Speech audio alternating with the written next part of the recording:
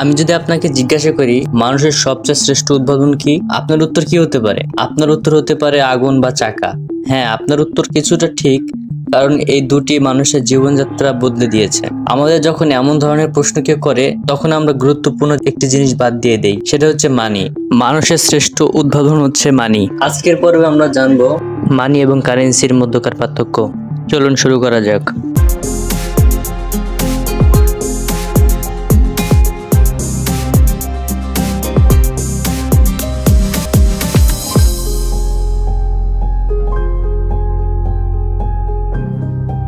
মানি বা মুদ্রার সম্পর্কে আমাদের চোখের সামনে একটি ইলিউশন তৈরি করে রাখা হয়েছে। আমরা যেটিকে মানি ভাবি সেটা আসলে কারেন্সি। কারেন্সি হলো বিনিময়ের মাধ্যম, হিসাবের একক, বহনযোগ্য এবং টেকসই, বিভাজ্য এবং ফাঞ্জিবল।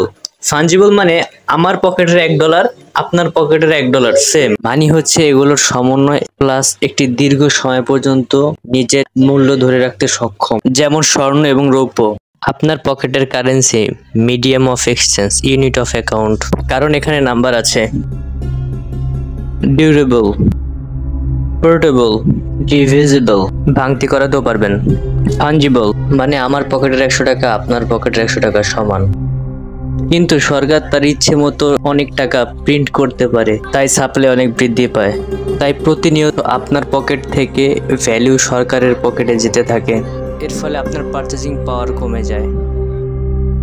অপরদিকে স্বর্ণ মিডিয়াম অফ এক্সচেঞ্জ এবং স্বল্প জায়গায় লার্জ অ্যামাউন্ট ভ্যালু স্টোর করে রাখতে সক্ষম। ইউনিট অফ অ্যাকাউন্ট খাঁটি স্বর্ণের বিশ্বের সকল জায়গায় সমান মূল্য থাকে। অ্যাকাউন্ট স্বর্ণের মূল্য ইজিপ্ট, চায়না এবং ইউএস এর সমান।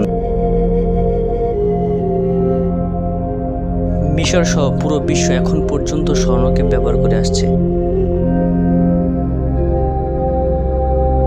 স্বর্ণ ডিভিজিবল এবং পোর্টেবল। আপনি তেলকেও মানি হিসেবে ব্যবহার করতে পারবেন, কিন্তু এটা বহনযোগ্য না।